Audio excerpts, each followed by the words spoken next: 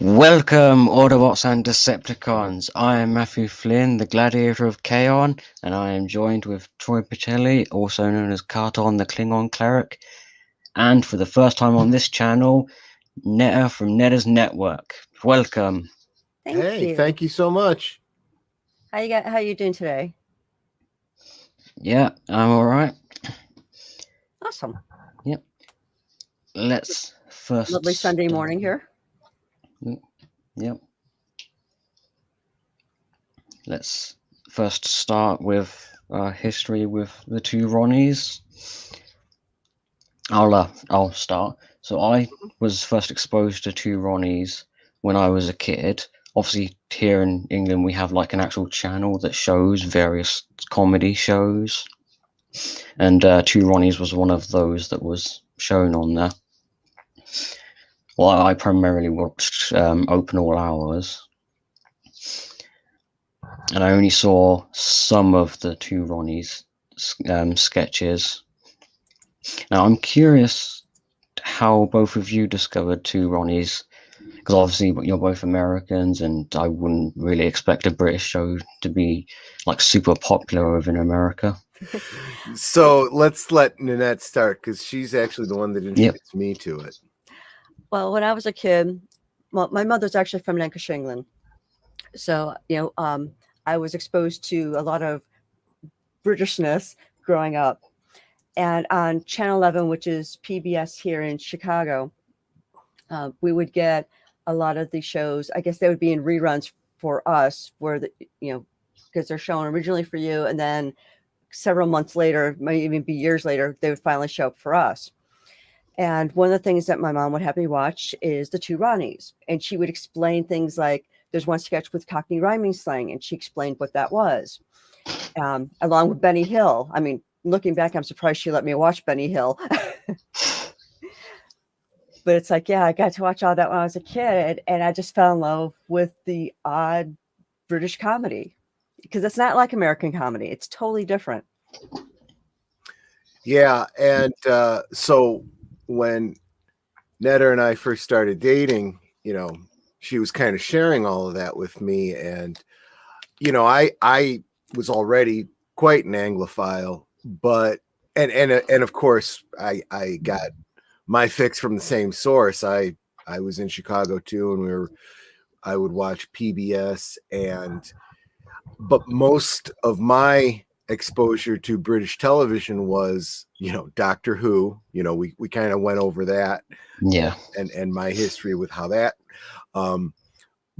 but usually right around when they were playing Doctor Who, and this was usually like late night Saturdays or Sundays, there'd be other British shows, including Benny Hill, sometimes the Two Ronnies, Blake Seven, another sci-fi show, which he introduced me to, which I introduced Nanette to. She hadn't been watching that. And Red Dwarf. Nope, Red Dwarf came later. That was not on PBS. That was on a cable channel, but I don't remember which one. I don't remember how I got exposed to that. But there was another sci-fi. It was a mini series called. It was a British interpretation of the Tripod series. That I never actually got to see the end of for some reason. Anyway, the point is that I wasn't really watching the two. Oh no! You know what the other one was? Dave Allen at Large. That was that was the other comedy sketch show that I really, really liked. He used to always make jokes about his missing finger. Yeah, like he'd come back from commercial or whatever, and he'd have his finger up his nose, but because it was an amputated finger, it was like it looked like it was driven all the way up into his brain. I didn't really much watch the Two Ronnies. I was vaguely aware of it. It was Nanette who said, "Oh yeah, I love it." She was telling me about some of the sketches she loved. Like, okay, I guess I'm going to have to watch it now. I have not watched it extensively. I don't think I've seen whole episodes. I think I've only ever seen sketches. You said we were going to look at some sketches actually today, but yeah. So some of these sketches may be completely new to you. Could be. One of them is 13 minutes long. The others are like between 4 and 2 minutes. Okay. I'm gonna save the 13-minute one for last. Okay. Yeah, it's like the ones I remember the most is their take on Carmen.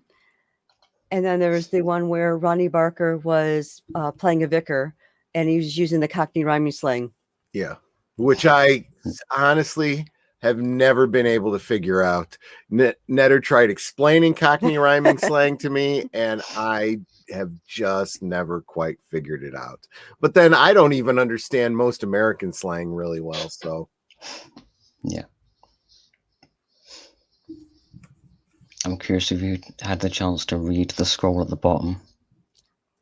I have. Oh, did you change it? Let me take a look. Yeah, I changed it to the one relevant to this.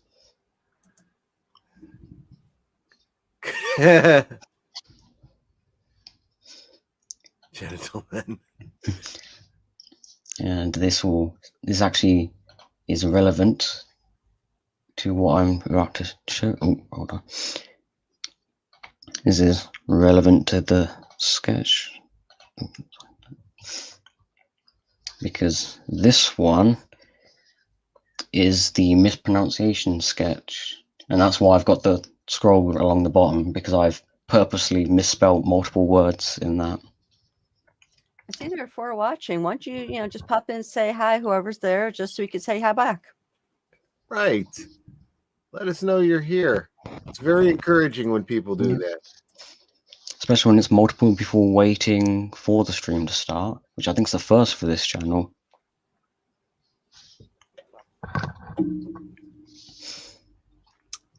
Okay, I've clicked the ITV. That's the one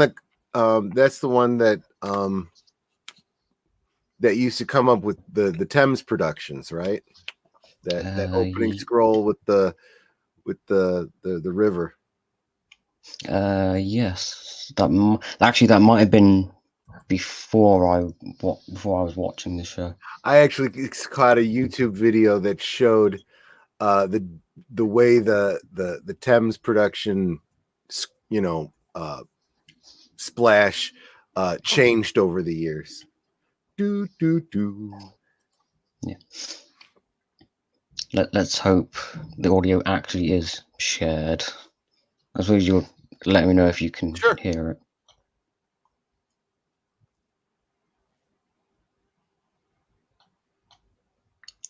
Can you hear it?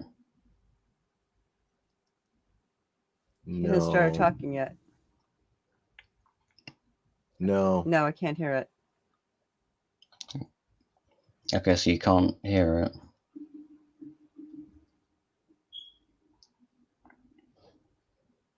No, not at all.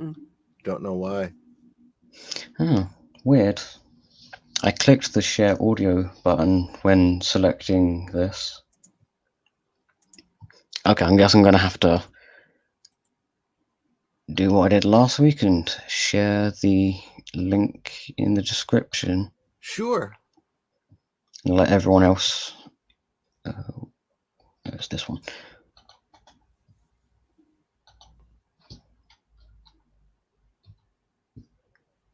Oh, hey, Trooper. I'm just going to start calling him Fives because that's my fave. Fives, yeah. Okay, I guess I'm the only one that can hear it then. Not sure what's wrong with that. Oh, that's the StreamYard link. Yep. I just clicked and I was like, wait, I'm already in StreamYard.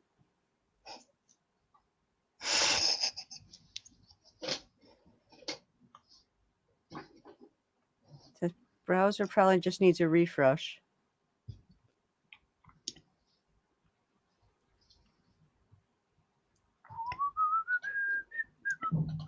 Wait, am I the one that needs to refresh? Or is there someone in the chat? Trooper says the browser probably just needs a refresh for you. Maybe. I don't know. Can you hear it now? No.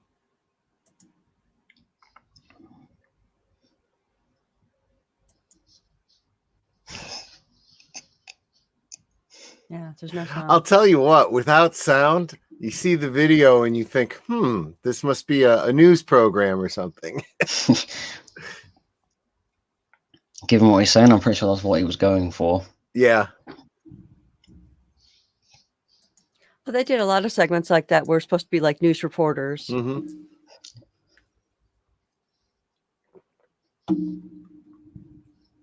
They also considered Ronnie Corbett to be the straight man and deliver kind of like the duller lines.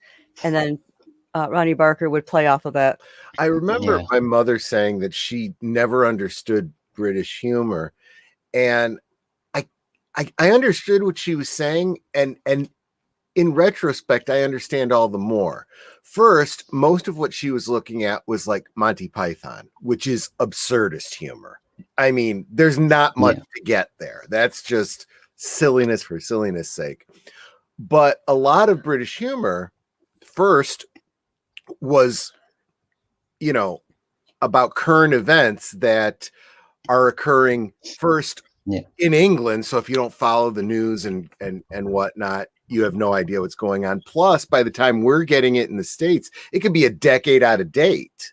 So, a lot of jokes would go over the average American's head. And I think that's why Americans believe that there's this difference in humor. And I don't think that's really the case. I think if you lived in England, were aware of what was going on at the time the jokes are being made, you'd probably get it. Yeah.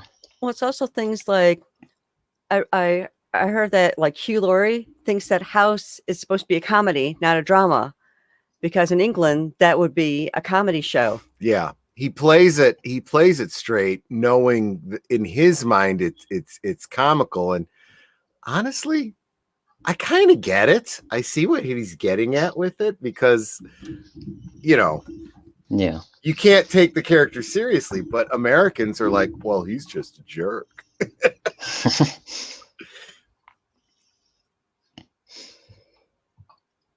Well, I think what a lot of Americans miss about House MD is that it's actually intended to be a loose interpretation of Sherlock Holmes, with him being Sherlock Holmes and the oncologist being the Watson character. Yeah. Yeah, when Ronnie Barker died, he actually all the news news sites and everything, they were all saying like that the Ronnie Barker style of comedy is kind of applicable to all ages, or not in the sense that it's like child friendly, but like anyone would understand the jokes. Because I mean, even when I was a kid, I still found all the jokes funny, even if I didn't fully understand them. Right.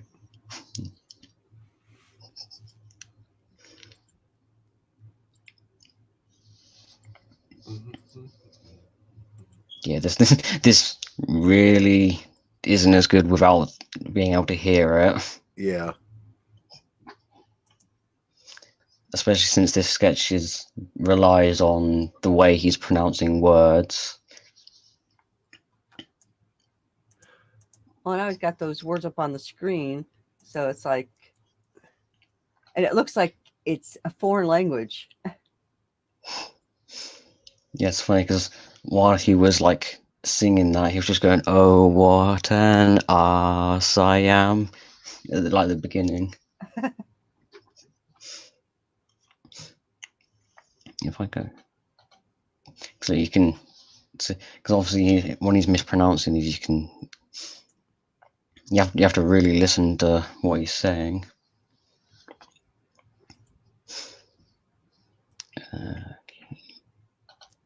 And then here's another one. This one isn't quite as reliant on you being able to hear it, but it probably is still going to be important. Because I have noticed a lot of British comedies like that, where it's very important to be able to hear what's being said. Well, let's see. Well, except Mr. Bean. Mr. Bean, you don't have to hear a word that he says. Oh, wait, link this one. Well,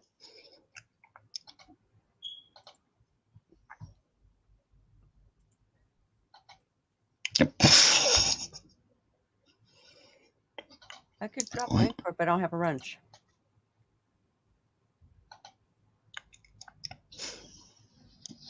you know, I just thought of that. How do I give people the wrench exactly? Okay, you find my name in YouTube and the 3 dots.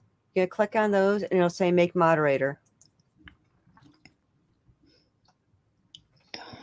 Oh, there. 3 dots are to the right of my name. There we go. You should have a wrench now. Let's see. Yes, I do. Okay. Yeah, so there you go. Okay, so I just dropped the link to this one about TV symbols.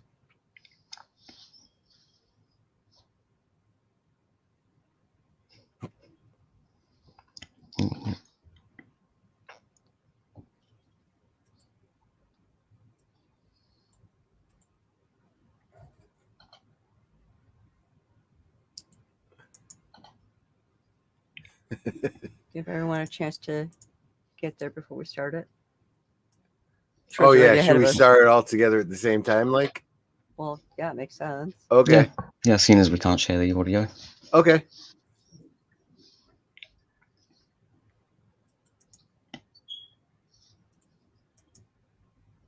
Okay. All right then. Just say when. Now.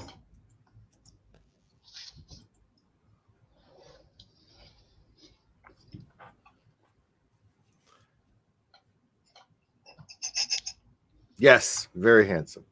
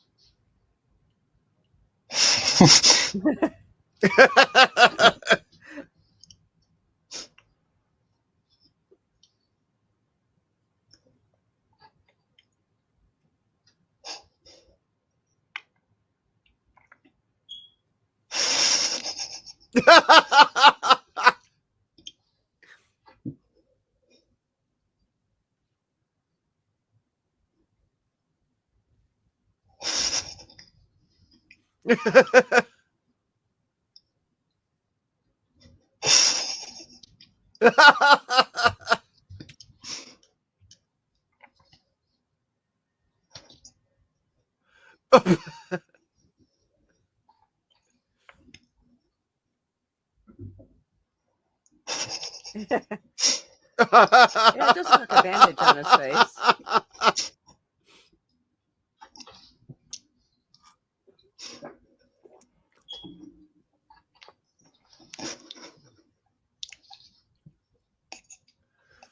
Sheesh.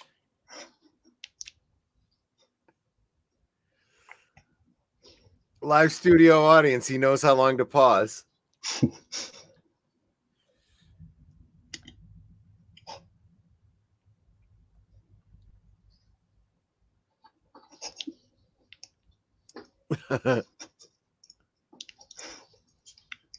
Oh.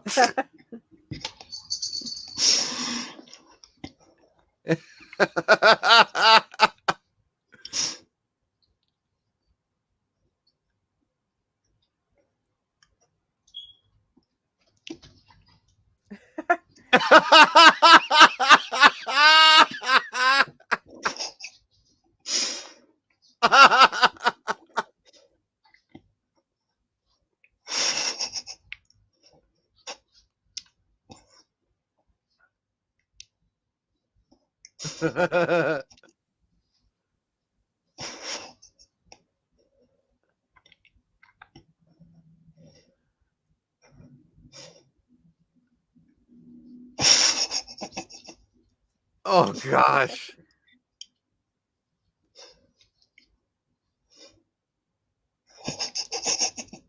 Yeah.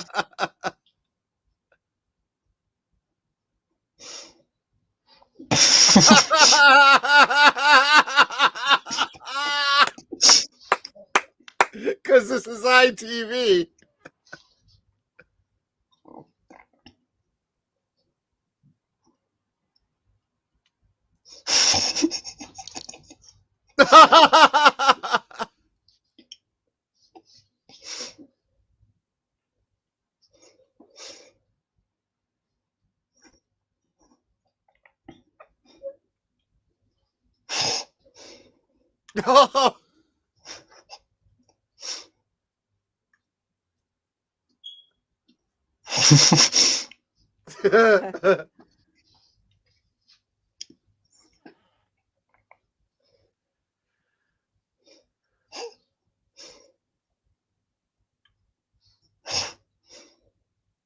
Oh gosh.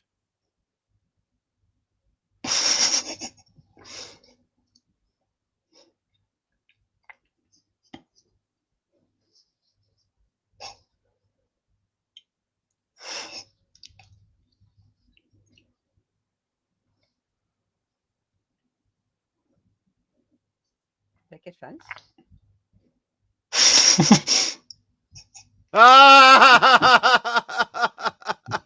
Cute.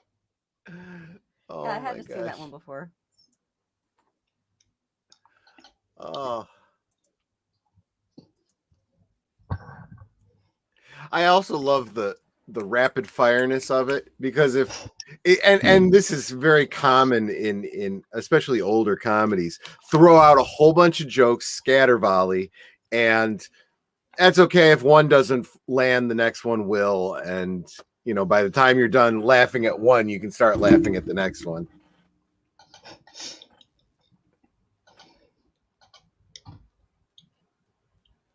Given our method of solving the audio, I feel like we should probably go back and then watch the the first one again? mispronunciation sketch again. Sure, absolutely. Let me find that one.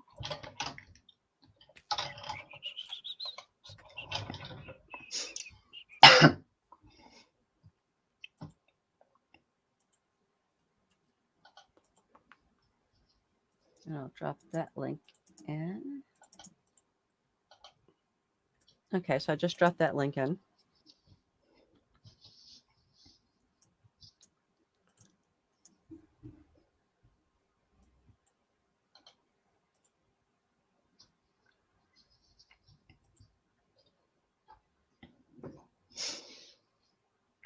Just need to know when to start.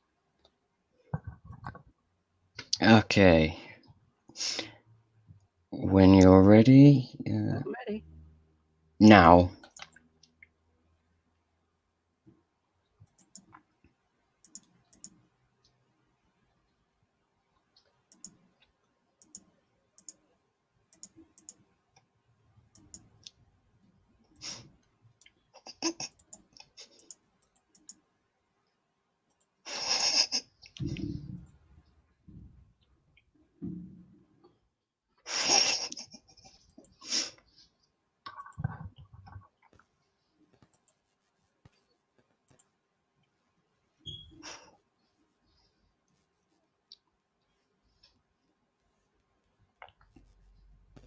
Well, this is hard to follow.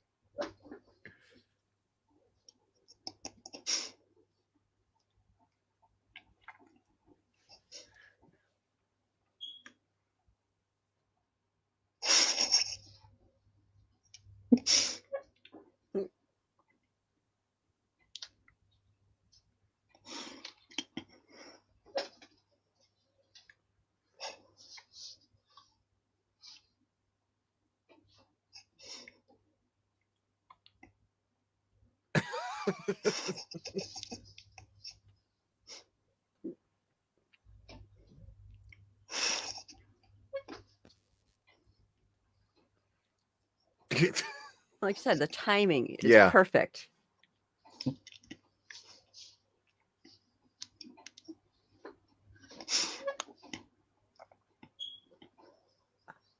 I have to wonder if he was working off of an auto cue because I can't imagine memorizing these lines.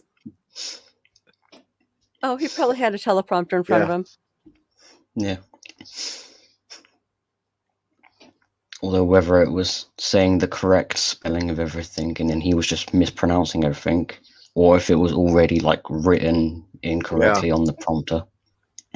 It's probably written the way he's saying it so that he didn't accidentally say the right word.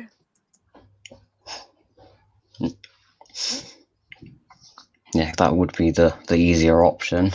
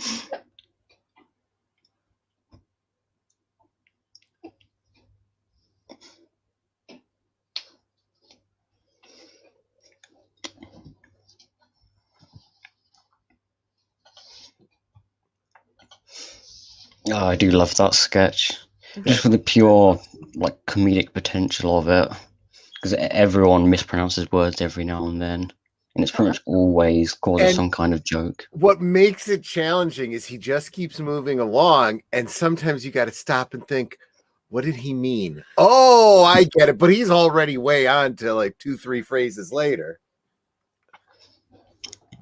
It's like there's a friend of ours, she used to say instead of humorous, she would say humorous. Yeah. Oh, okay, there goes an ad.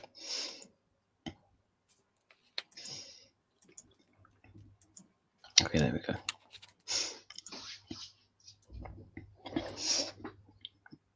Now, I'm not sure if this is one that you've seen or not.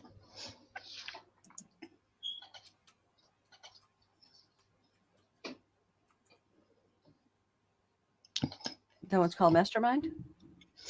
Yep. Okay, let me grab the link for that one. Oh, hello, Schooner Tuna. And I just dropped the link, Schooner Tuner, for this next sketch we're going to be watching. This is hard. We're not watching it yet, sweetie. Huh? We're not watching it yet. Oh, okay. You gotta wait till he says Sorry, I'm getting ahead of y'all.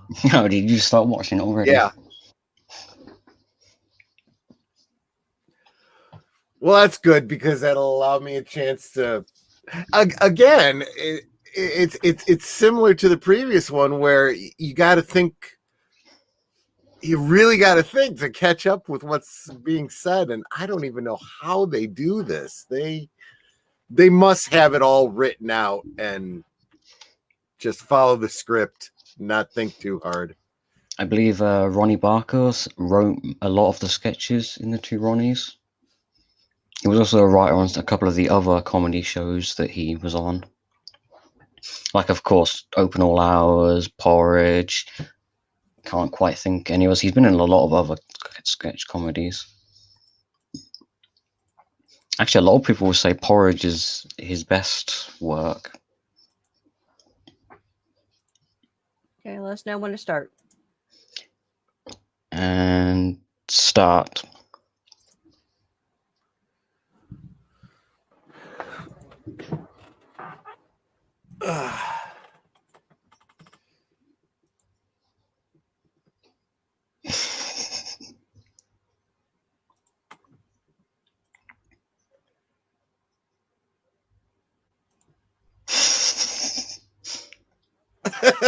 Okay, I see it.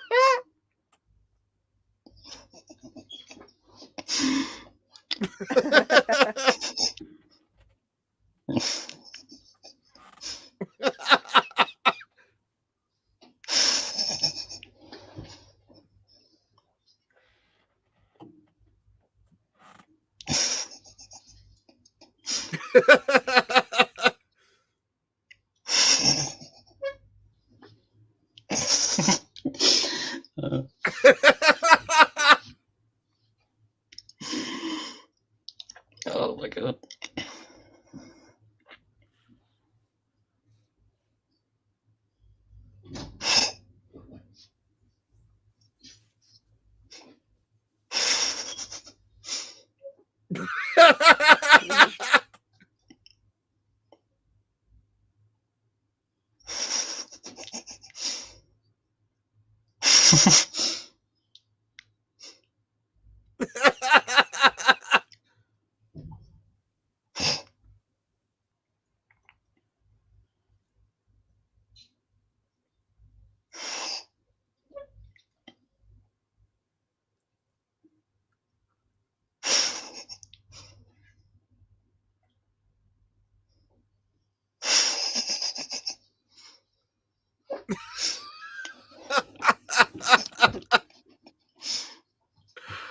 Okay, so the previous question sets up the punchline for the next question. That's pretty good. I like that.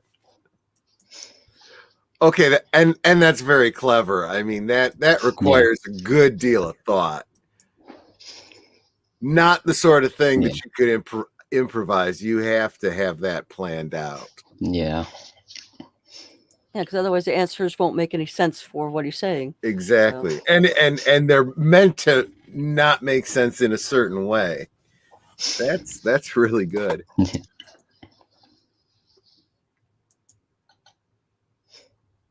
Schooner Turner says, why can't we get comedy like this now? Oh gosh, I'll tell you why we can't get comedy like this now. Everybody's afraid of saying anything that's going to offend anybody, so you can't do anything. Plus, there are no good writers anymore. Oh yeah, I mean, if they can't just copy somebody else, they don't know how to make it up themselves now. I mean, the BBC itself has already basically killed any opportunity for good comedy on their platform. Because a lot of comedians on the BBC, they're just not funny. Because I mean, one comedian who used to work for the BBC is called Russell Howard.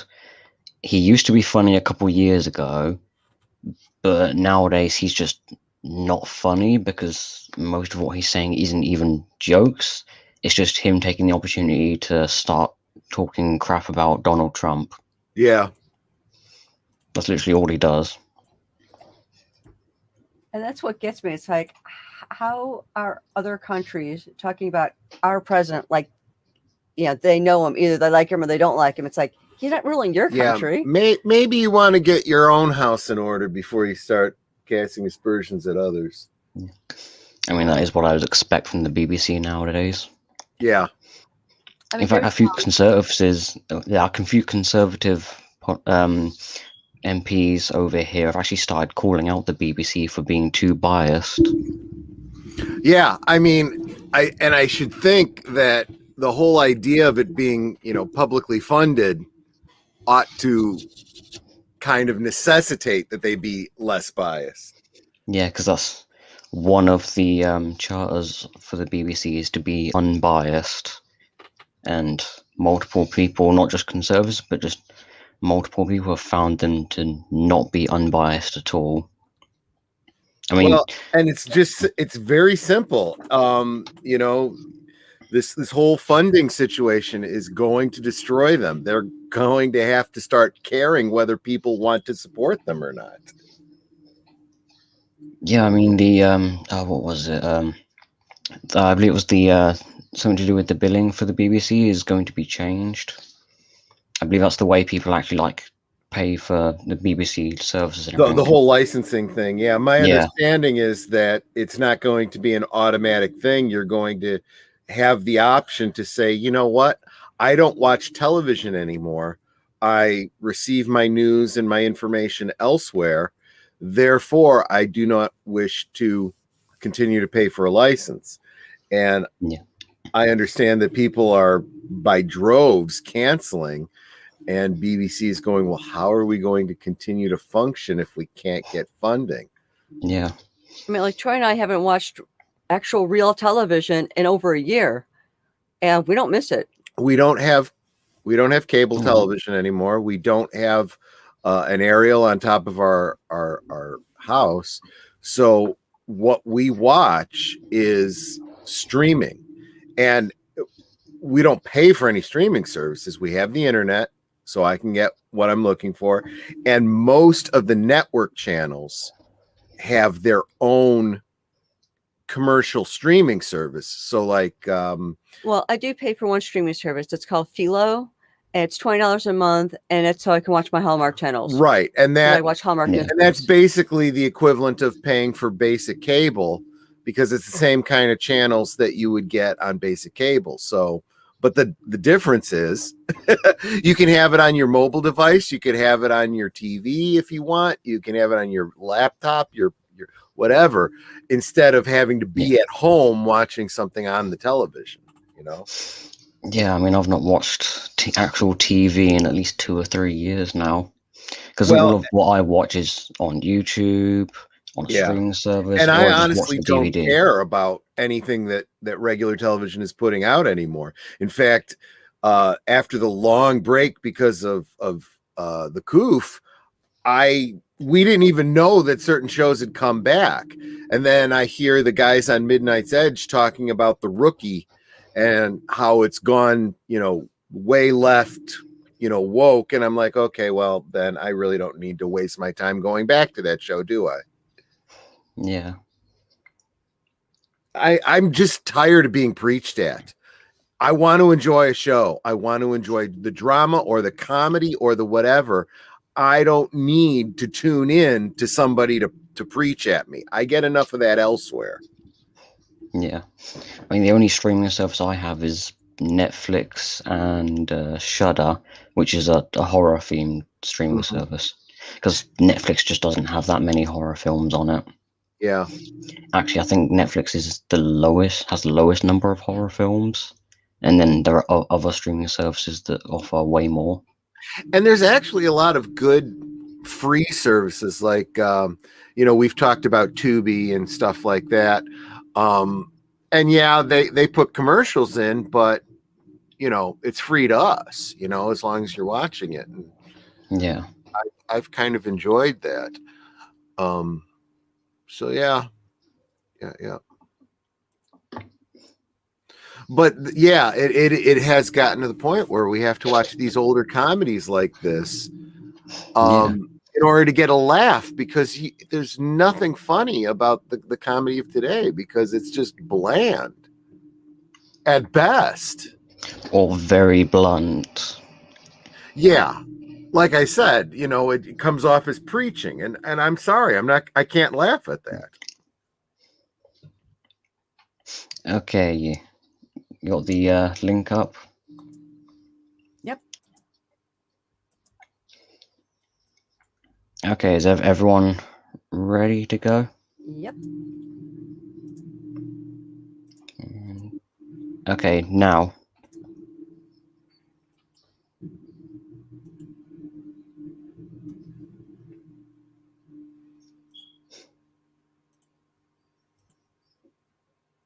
Wow.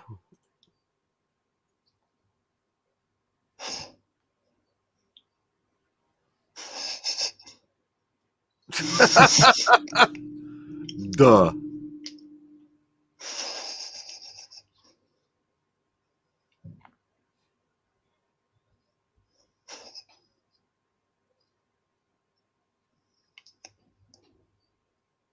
Oh.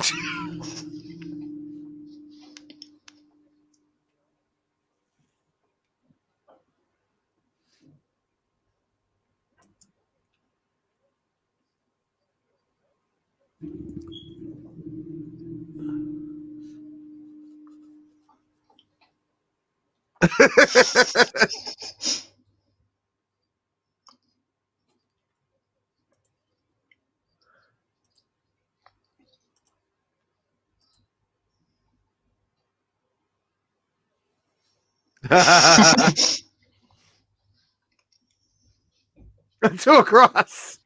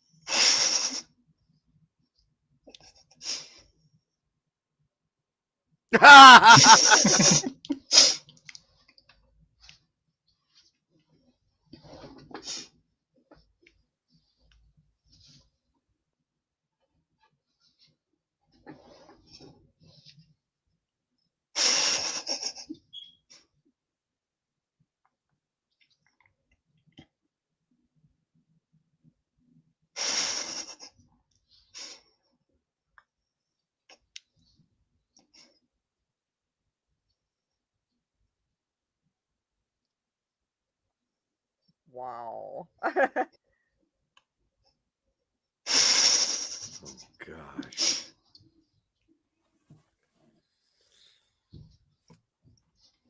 Actually, he's right. It could be nose. Especially if they got a cold.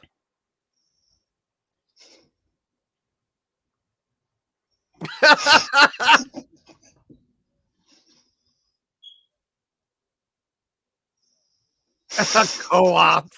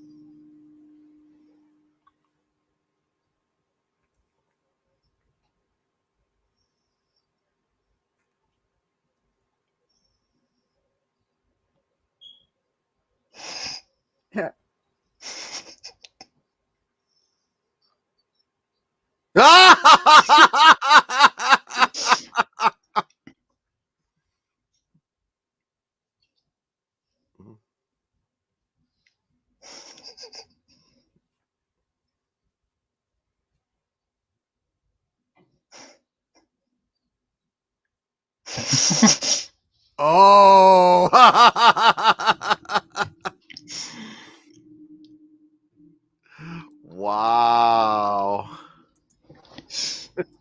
if we all know what he meant by page 3 of the Sun. Oh, well, yeah. Do they still do that, actually? No, they don't. Okay, yeah, That I was stopped. figured. Yeah, then a different newspaper started doing it, and then they It stopped. used to be that you'd think Britain, you'd think, sophisticated, but, a little bit more relaxed about some things than Americans. But now it's like the censorship police have become just unbearable on both sides of the pond. So, And for those of you who are wondering, at the end, the nun asking for rubber, she was looking for an eraser. yeah. Rubber means something Aye. different over here. Yeah, yes. And it's like I used to have this whole article on different Britishisms, like what we call and what you guys call it over there.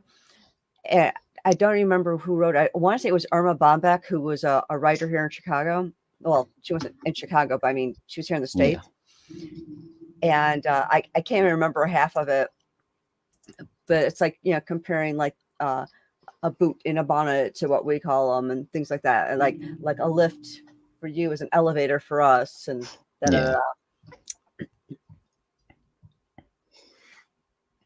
My favorite one was lorry and truck. And either way, it sounds like a dumb word. Yeah. Either one sounds like it should be a real word in the English language. And another one I know is over in America, slag means waste metal. And then here it means a woman who has sex with lots of dudes. Oh, that one I did not know. There is also another one. I probably can't say it on stream, given what it means in America. Let's just say it starts with F. I mean, it means cigarette where you're at. Exactly. Or yes. Or Kindle. Or a pile of meat in gravy is another one. It's like a food that's... Well, obviously I can't actually say. Well, I'm sure everyone knows what word I'm talking about, though. Well, way back in the day, queer used to mean odd. Right. In fact, that was one of the jokes that they just did. Yeah, I already knew about the queer meaning, like someone who's like very strange. In fact, I almost feel like that's where some of the PC stuff happened, because we used to have a children's book. I think it was something like something queer is happening or something queer about or something. And it literally intended to mean strange. And they changed the title just because, the meaning of the word had changed. And I'm like, you can't do that. A book was written with a certain meaning at a certain time. And if you don't understand that, it's incumbent on you to learn what those words mean in their context. Nope, apparently not. We're going to rewrite history to accommodate morons of today. Yeah. I mean, I've read multiple older books. I've seen other different shows from years ago that did use the word queer in its original meaning. Yeah. So by that time, I knew what it meant. And let's face it, any of us who studied Shakespeare or anything else remember the teacher saying, okay, so, in this phrase, they use this word and it meant something different at the time or whatever. And that was just incumbent on you to learn that. I just feel sad for the generation growing up now because they think, or they're being taught that snowflake is a soft, weak person instead of a beautiful ice thing that falls out of the sky. Well, this is also going to be the same generation that, looks at Frozen and thinks that those are good lyrics. I don't know. Yeah. I mean, the whole meaning of snowflake, it does kind of fit because snowflakes themselves are actually very fragile and break easily. So there is some relatedness to them. That's why I don't like slang, though. Well, that's the thing about words. They can have many different meanings. And it's like, like Troy said, it's incumbent on you to know what those meanings are. Mm-hmm. It doesn't necessarily mean just this. It goes back to what we were saying about humor, right? There's a whole segment of humor that requires you to know that certain words have multiple meanings. the double entendre is crucial, and if you don't understand that, you miss a shade of meaning. But Yeah. we don't have the level of intelligence that can handle that sort of thing anymore. And also, one thing I've just noticed is Japan is another place where knowing the meaning of a word is very important, because if you pronounce a word slightly different, then you'll be saying a different word entirely. Oh yeah, Because absolutely. different Japanese words have multiple different meanings to them. Yep. And it's like Coca-Cola found out when they tried to translate the words Coca-Cola into Japanese that it came out something like Cola Keys, something like that, Well, which actually translates out to "We bring your dead ancestors back to life." oh no, that was Choice of a New Generation. Oh. When they literally translated it, it came out to "brings your ancestors back to life," and they're like, no, that's not what we want to say. The thing with Coca-Cola was, it's a proper name, but different pronunciations could infer different meanings in Japanese, and one of them was "bite the wax tadpole." Yeah, I didn't meant the slogan, but yeah. Yeah, and that's that wasn't what they were going for, so they came up with a different pronunciation for Coca-Cola that comes out closer to "happiness in your mouth," which is like, oh, that's actually a pretty good name for a soft drink. I feel like there are other things where happiness in your mouth would also be apt, but I'm not going to say what they are. Yeah, good point. But for a soft drink. Again, context is key.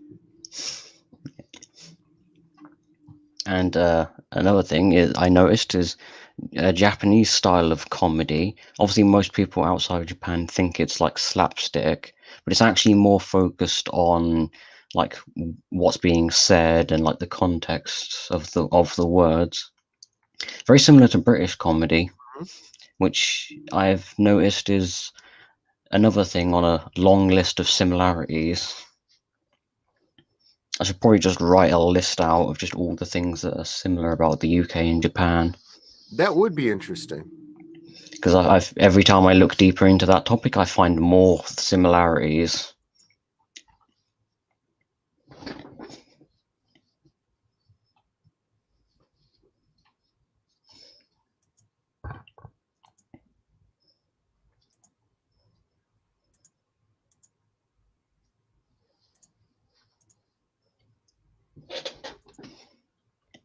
Okay, I've got the next one called up. So does Troy. So just let us know when you would like us to start. Okay, and okay, start now.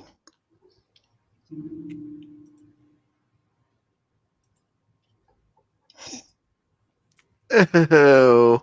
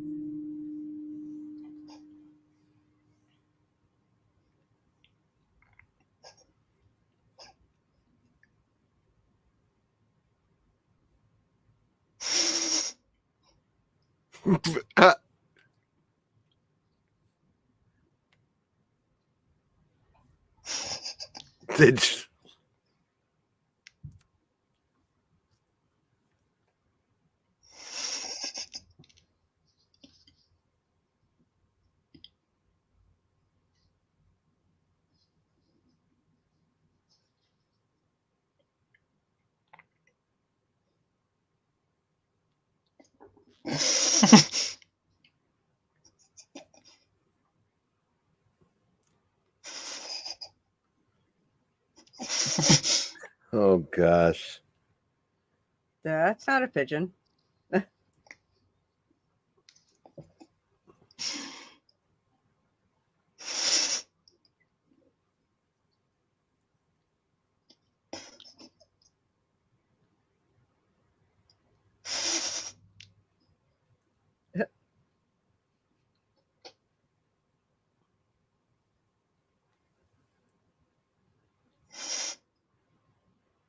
Wow.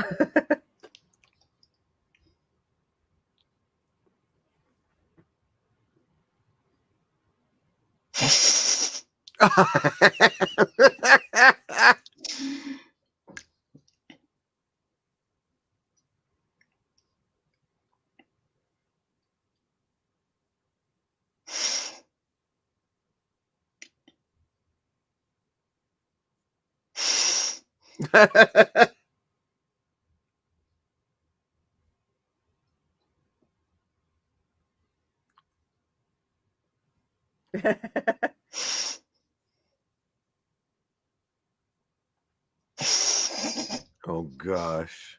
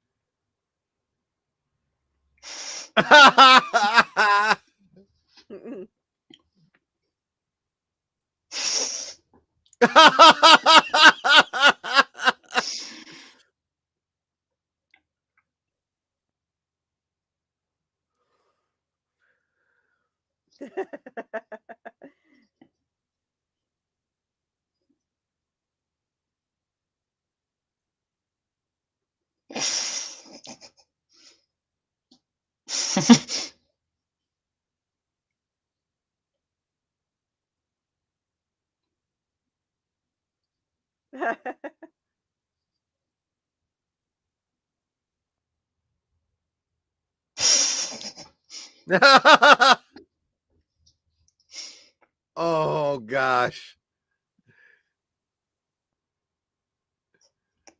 It's not a greyhound. No.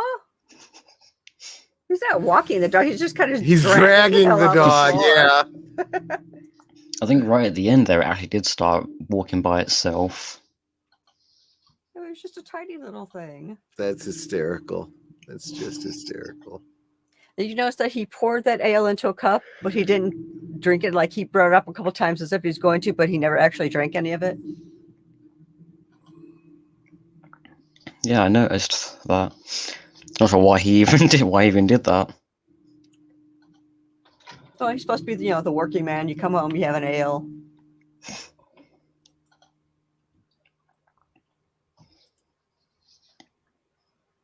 Yeah, these guys were geniuses.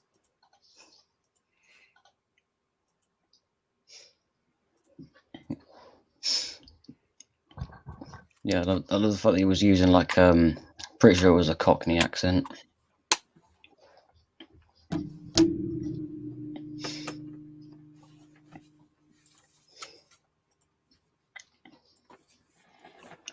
Now I think about it, have you watched the Four Candles sketch that they did?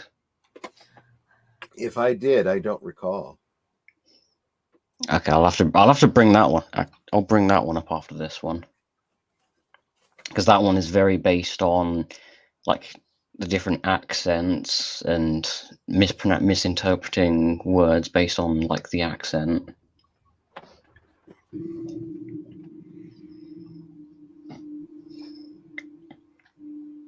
And this one's 13 minutes long, so this one will actually be. So I've saved this one for. Well, I suppose now it's not last because we'll do the 4 candles one as well. I'd also like to welcome Daniel Harron. Good to have you here. How's it going, Birdman? You racing pigeon, you?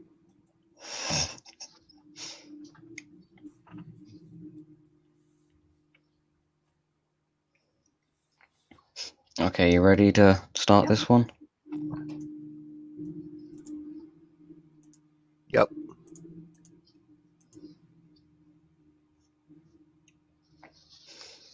This one does actually have more than just one reason why I like this one, but we'll get into that when it actually starts. Sure. Okay, start And the now. the chat for those of you who need it. Funeral March of the Marionette. The teddy bear who knew too much.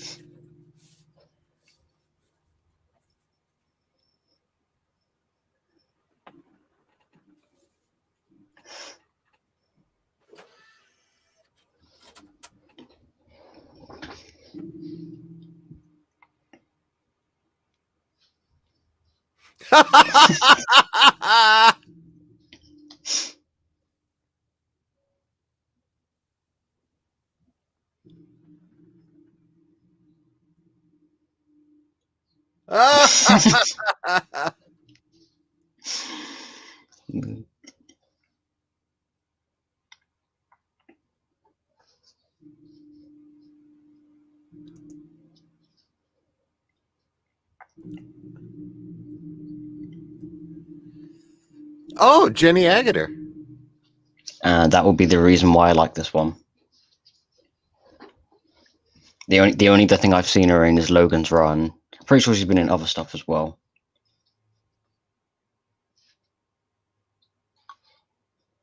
Oh, American Werewolf in London. Oh yeah, I forgot about that one.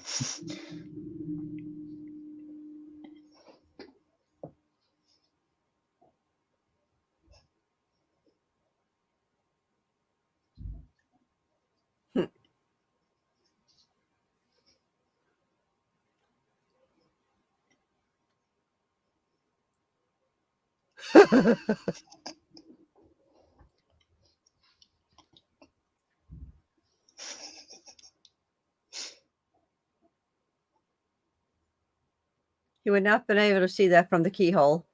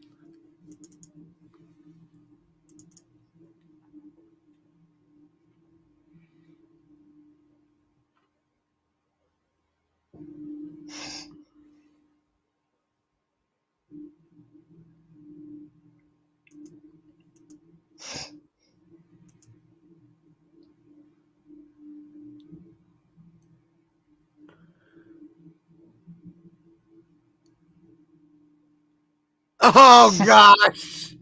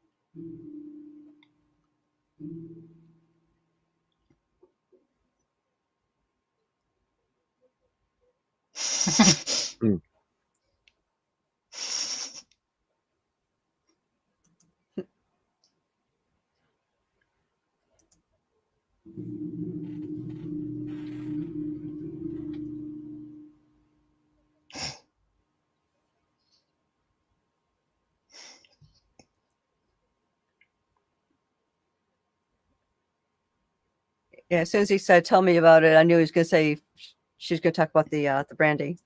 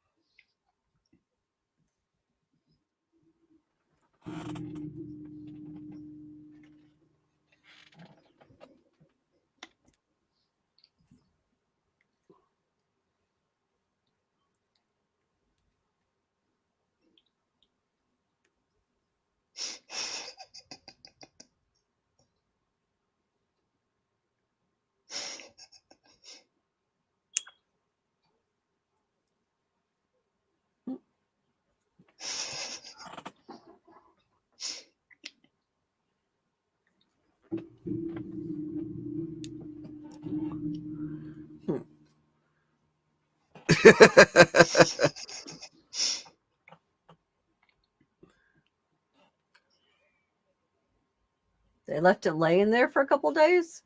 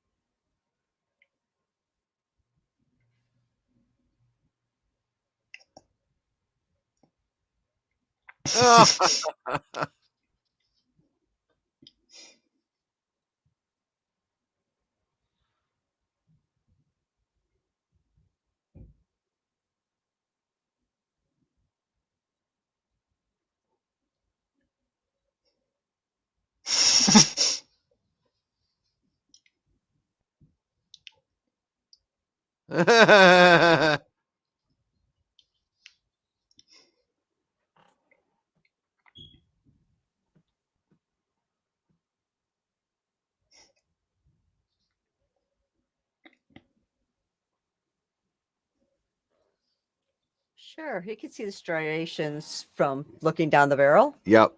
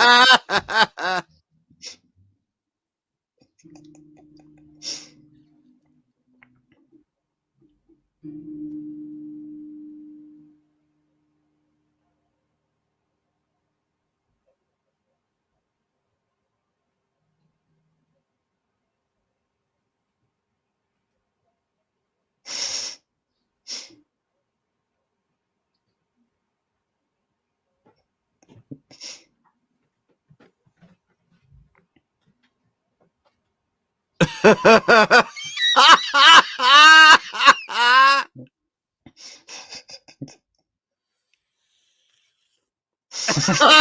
of the suit of armor, actually, like grab, like moves. When you-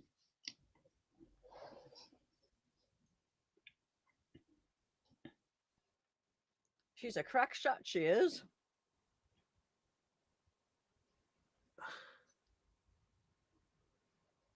Yes, him.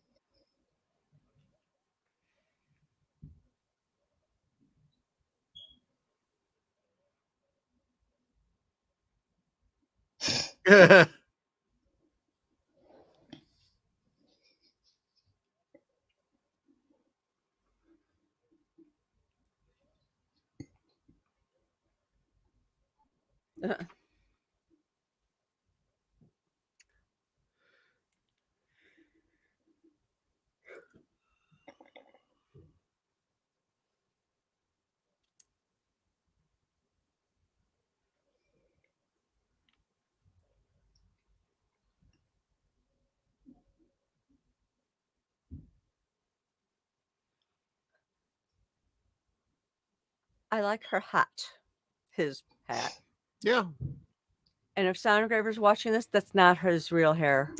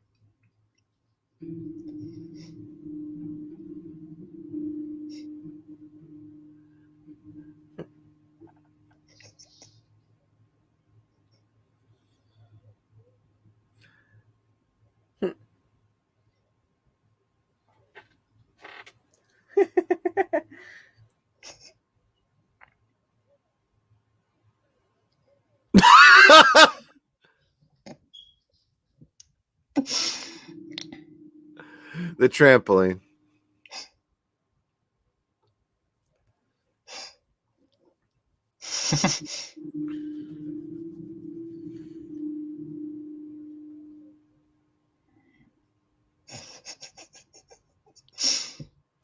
Wow.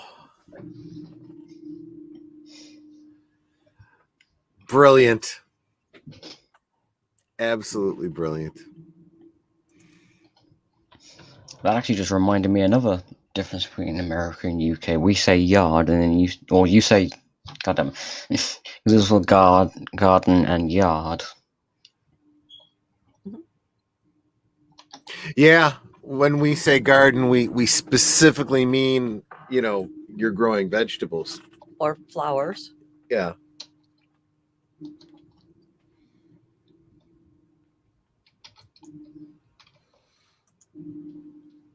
Schooner Tuner said, "This stuff is amazing. I have found a hidden gem, the best kind." Mm-hmm. Yep, definitely worth watching. All right.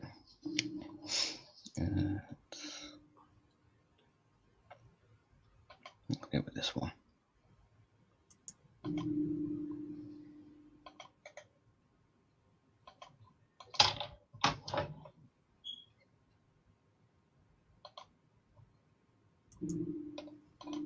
And Trooper says, "Good stuff." I'm curious if anyone else in the peanut gallery here has ever seen the two Ronnies before, or if this is completely new to you. Yeah, that'll be interesting to see who else has actually heard of them. Yeah, 6 people watching. I mean, that's the most that we've had here. And we're missing 2 thumbs up. Come on, guys. Oh, yeah.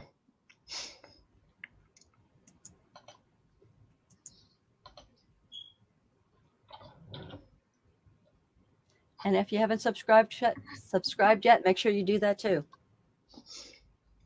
I know Daniel Harron and Trooper FN 2525 has. Not sure about anyone else.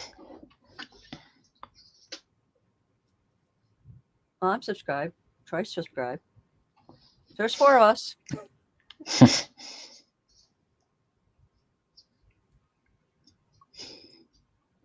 Okay, you ready? Mm-hmm. And now.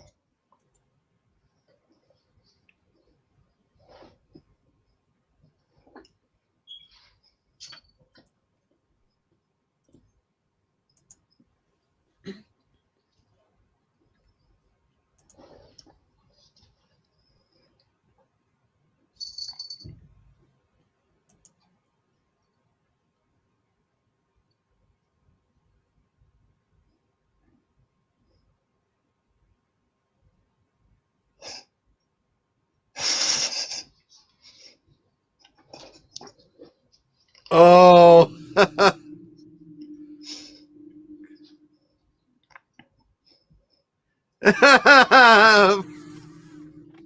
I get it. I get it.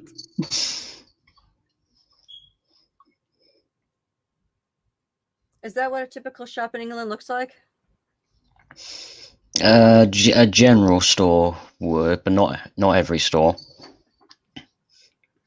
Especially not now, considering this was like 1975. That's true.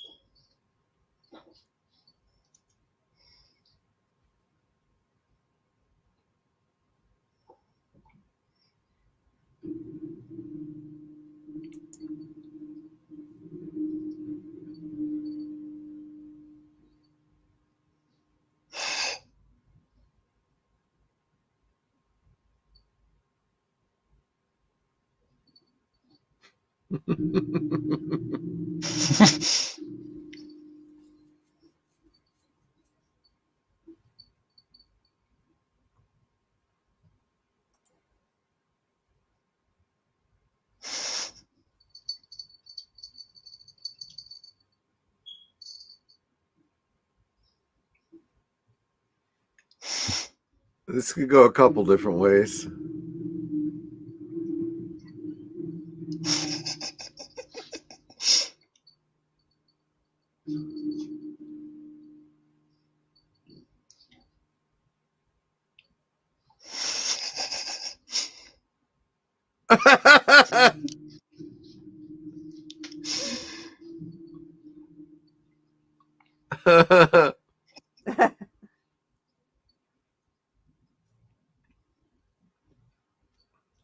That was one thing my mom always told me is a lot of times I don't pronounce the H in words. So hose is O's.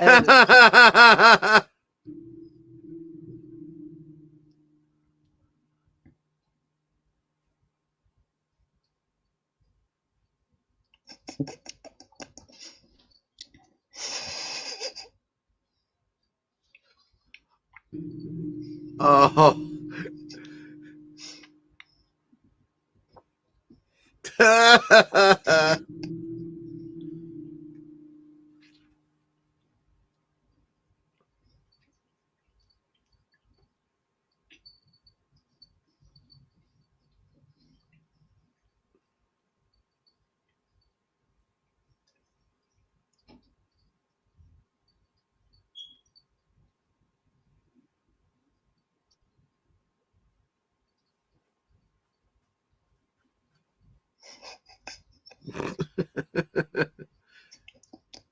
I know what's going to happen now. At least I think I know where this is going. Well, he's not putting that box back in the same spot he got it from.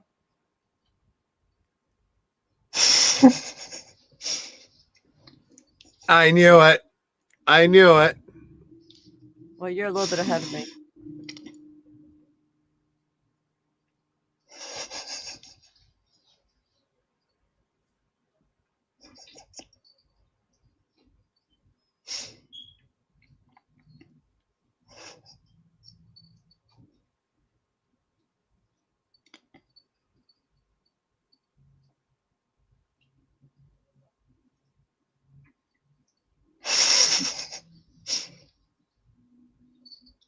Oh, gosh.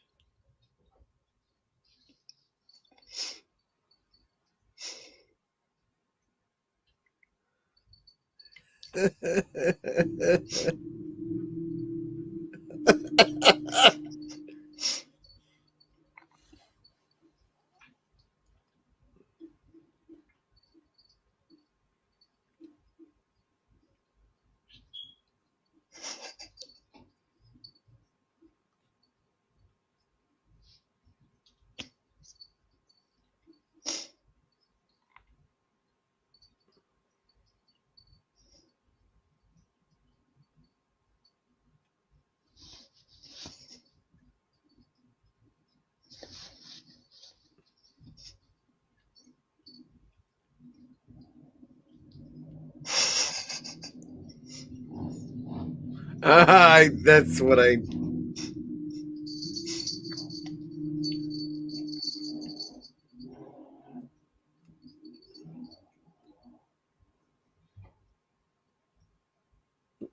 Having me on.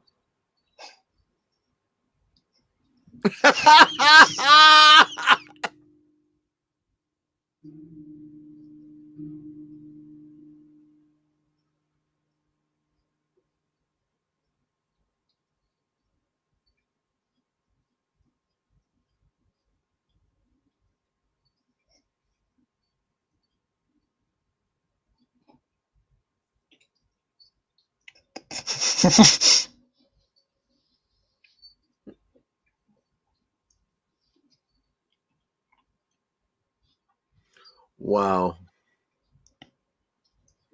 Wow. I'm curious if anyone got the joke, that the last joke at the end. I don't know what a billhook is.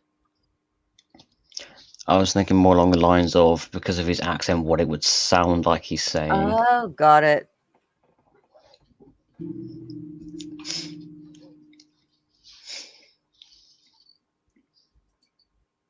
I just don't know what a billhook is. Trooper said this is all new to me, so I like it. Cool. Definitely worth watching over whatever's coming out now.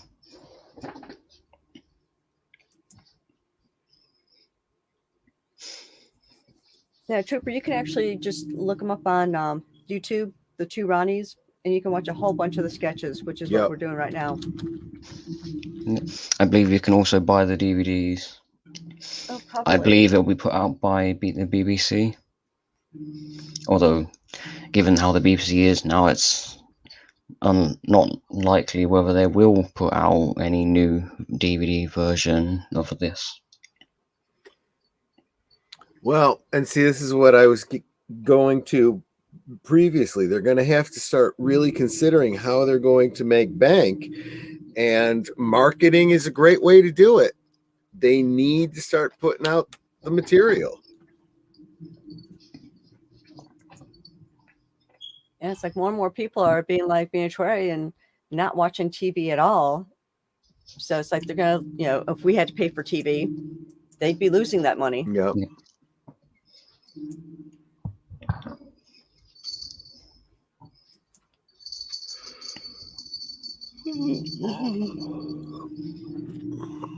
We should probably do a Rowan Atkinson day one day. Oh, that'd be good too. Yeah.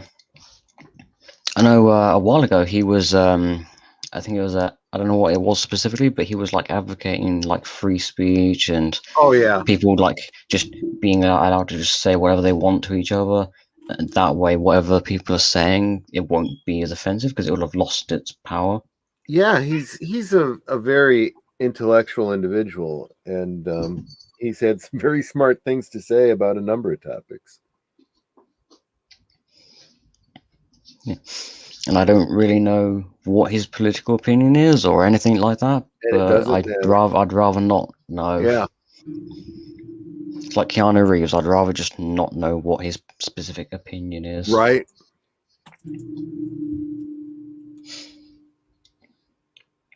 And I've had just about enough of British actors being like really far left and saying all sorts of stuff about America, even though they probably don't live in that country very long. Yeah.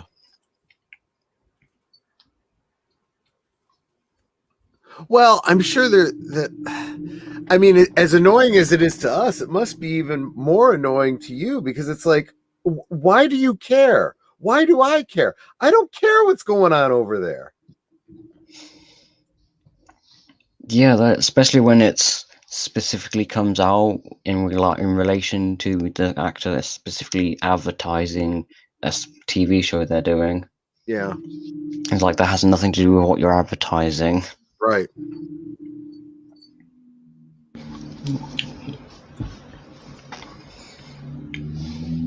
Oh, looks like my cat has come to say hello. Hi, cat.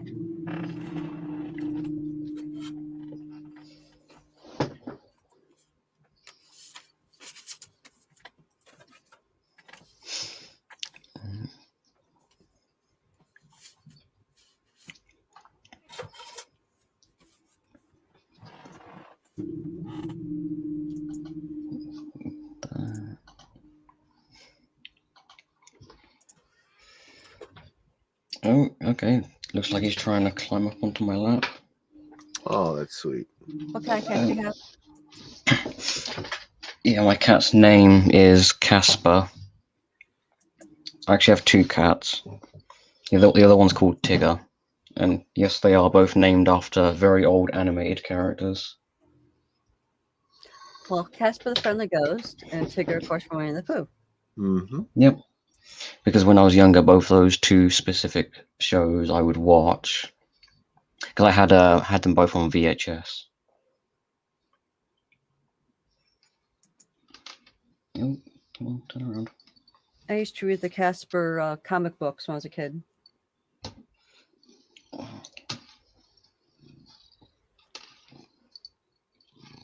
I don't know if you can hear him purring. Yes. You could do an ASMR video. Yes, he's very short and chubby.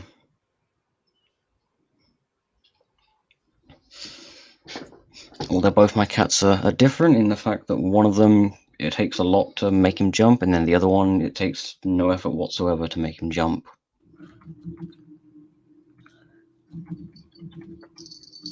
When my cat was alive, it's like if you had a lap, it was his territory, and he would just curl up and go to sleep. Oh, Casper here is like that. And if you had food, Yeah, he was your best friend for life. It's like, what do you got? You gonna share, right? Yeah, my other cat's kind of like that. I mean, they both like food, but my other cat Tigger, he will eat basically any food you put in front of him. This has resulted in him having a taste for cheese. Although I don't give him that much, but he knows it's cheese. He'll try and eat it. My cat was named Mischief. He was one of those cats that has a M on his forehead. And I used to give him green olives with the pimento, and he would love those olives. But what he would do is he would eat the green part of the olive and spit out the pimento. So you'd see little pimento pieces all over the floor. Yeah, my other cat, he also eats bread and pizza as well. So if you let him near you while you have any like bread, cheese, pizza, any form of meat, he will try and take it from you. Yeah. Even if said food isn't actually in a place where you can, like if you're in the middle of eating it, he'll still try and take it from you.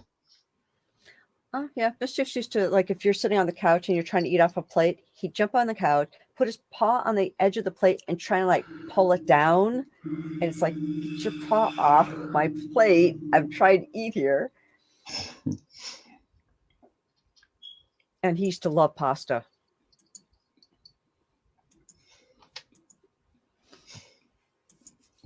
We have been going for about an hour and a half now. Yeah, that's what it looks like.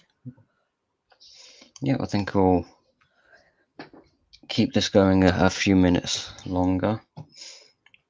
So for those of you who haven't seen this before, let us know. What'd you think?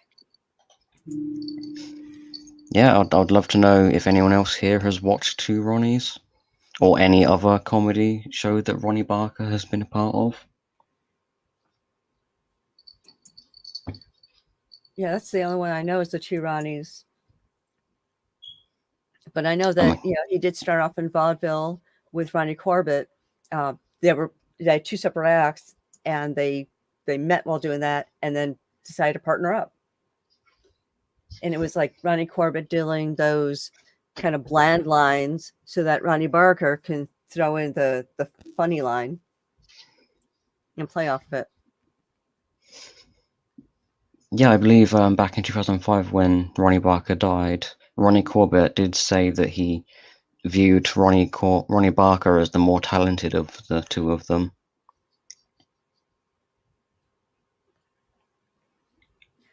Well, Corbett used to do kind of that bland humor, whereas Barker was more the funny man. Yeah, the straight guy and the funny guy. Yeah. Yeah. I don't know if I said this already, but the icon, my icon is Ronnie Barker from Open All Hours. Yeah, because he played a store owner who has like his nephew working with him, and his nephew is played by David Jason.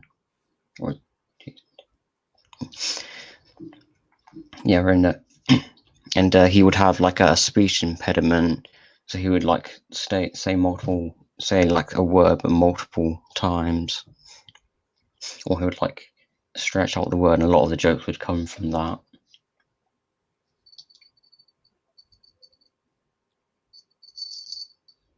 I might have to find some of those other things he's been in. I mean, there were a lot of other British shows that I was introduced to over the years. Like, Are You Being Served? Yeah. Oh yeah, I know. I haven't seen much of that one. Yeah, it's like the whole thing took place in a department store in fine wear clothing. Yeah. I think I've only seen like an episode or two of that. I mean, I specifically have seen stuff like Open All Hours, Up Pompeii is another one, On the Buses, Faulty Towers. Faulty Towers. Yeah, Monty Python's Flying Circus. That's another one that I've watched as well. and also Father Ted as well. Not sure if you've watched that one. I don't think I know that. No, I don't know that one. Did you also grow up on Benny Hill? No, I don't think I've seen any of that.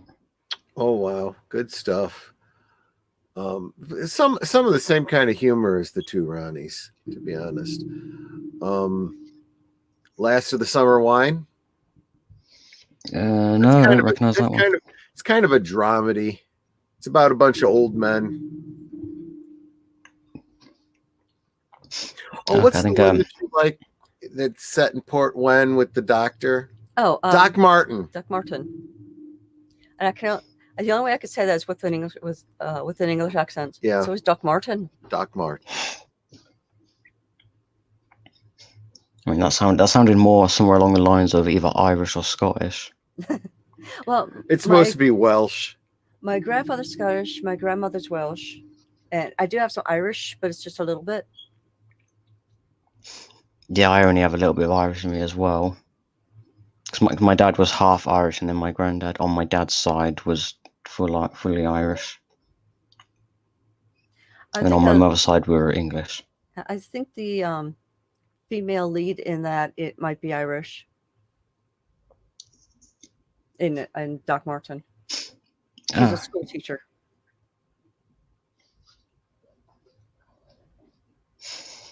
Yeah, because I have family in Birmingham, and then also and family in Australia as well. Oh wow! Oh, the prison colony. Yeah. Skinner Tuna said the smart and witty American show I can think of off the top of my head is Frasier. Oh yeah, Frasier's good stuff. Yeah.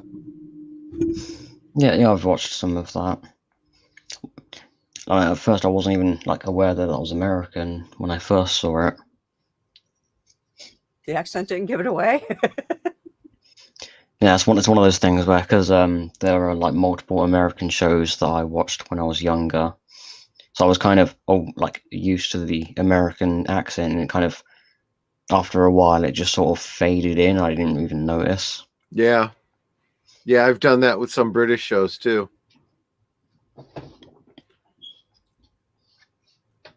So here's another thing too.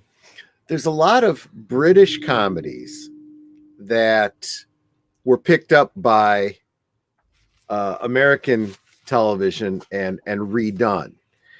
If they try to make it too similar to the British comedy, it doesn't work. But if they take the basic ideas and rework them, sometimes you have gold. For example, there was a show called Man About the House. They brought that over to the States, completely recast it, and they called it Three's Company. The two shows couldn't be more different. The same character names, the same locales, but completely different stories. And both are brilliant. I'm trying to remember. There was also a British comedy that All in the Family was based on. I don't remember if it was called All in the Family or not. And then you have one show like Coupling, which was brilliant. Oh, in England. And when they tried to reproduce it, it wasn't here in New Zealand. No. They brought it over to the US, and unfortunately, they were trying very hard to make it fit into the mold of Friends, and that's not what Coupling is. It kind of is, but it isn't. And the pilot episode was frame for frame, even using the exact same sets, identical to the British pilot episode, but the timing was off. The actors didn't have the chemistry. The jokes that were incredibly funny in the British version just flopped and had no humor in them in the American version. And I was like, how can you mess this up? But they did, and the show didn't last more than a couple of episodes. The only show that I'm aware of that went from a British to an American show is The Office, That's the only one I can think of. Oh, and see, The Office, I don't like either version of, to be honest with you. It's just not my cup of tea.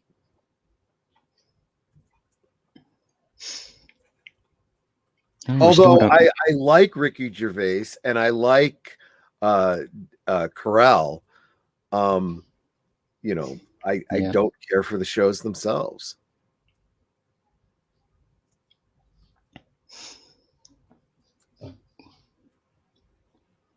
Well, I think that's pretty much all of what we've had to say about this.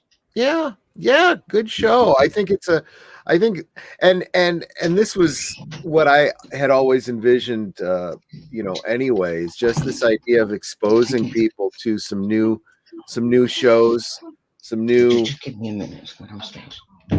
Oh, distract. No, yeah, sorry. Continue. Yeah, no, just exposing some people to some older things or some stuff from the other side of the pond they may not be aware of, that especially in these days, you're looking for entertainment that's not, you know, been spoiled. You know, this is something else for you to look into.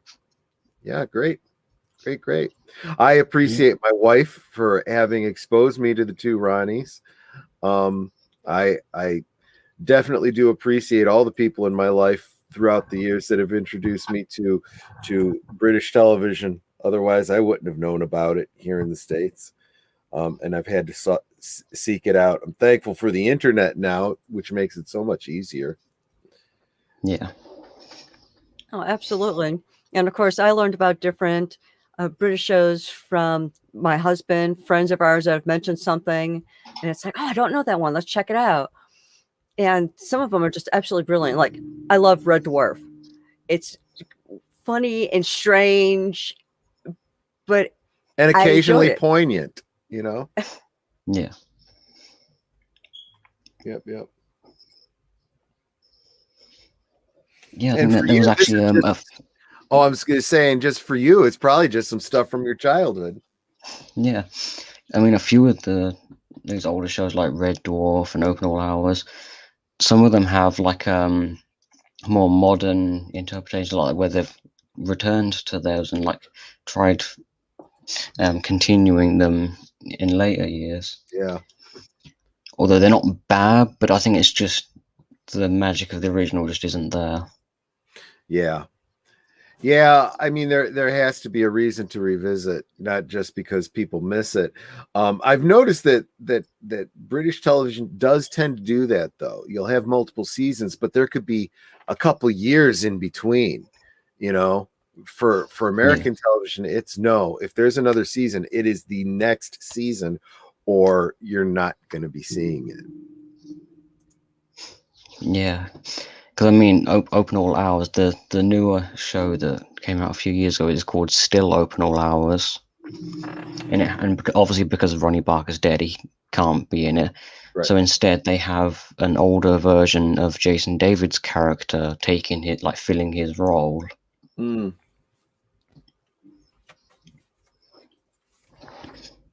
And it's fun. It's definitely funny when he's doing it, but it's not the same.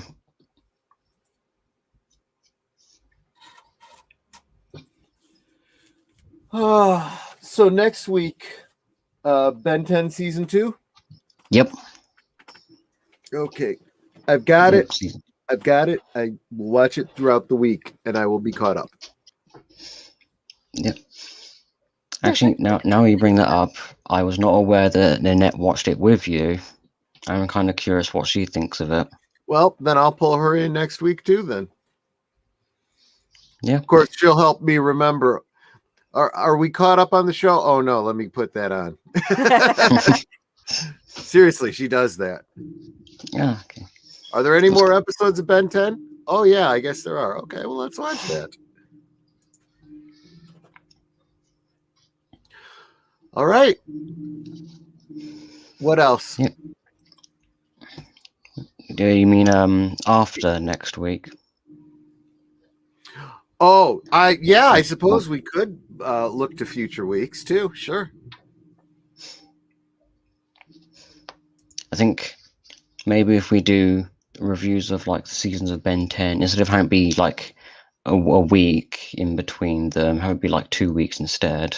Okay, Because that's fine. that stretches it out and gives you more time. Sure.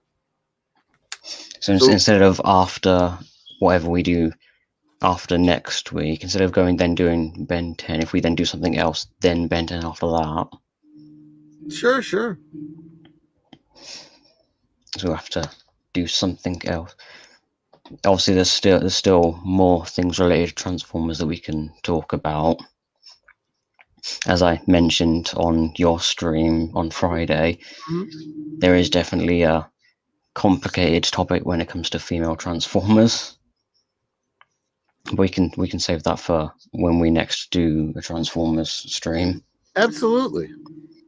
I'll put that on the list as one of the topics to talk about.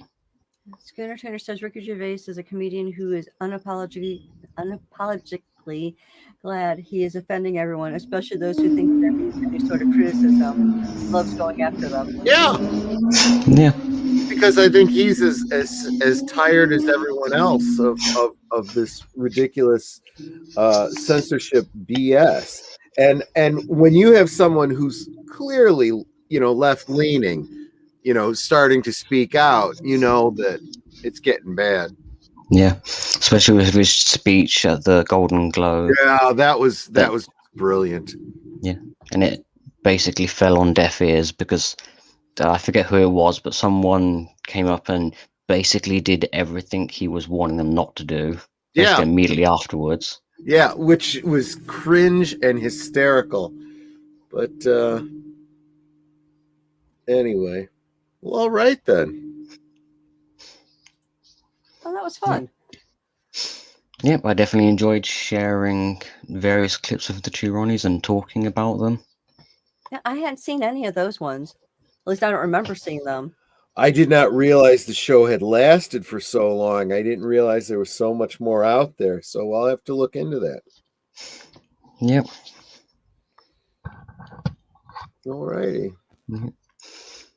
So everyone remember to mark down the time.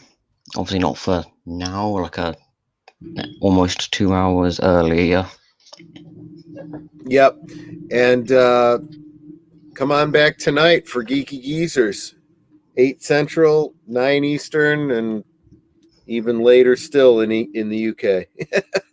Yep. And I think the more of these that I do, and the more we promote them on other streams, the more people are like starting to get a hold of that. Yep. Yeah, absolutely. And if y'all haven't joined the Facebook, YouTube page yet, make sure you guys drop your channel in there so we can sub to you. Make sure you sub to us, and we help each other out. Yep. And also the MeWe group. Yep. Yeah. All right, everyone. It's goodbye from me. It's goodbye from me. Bye, everybody. Bye.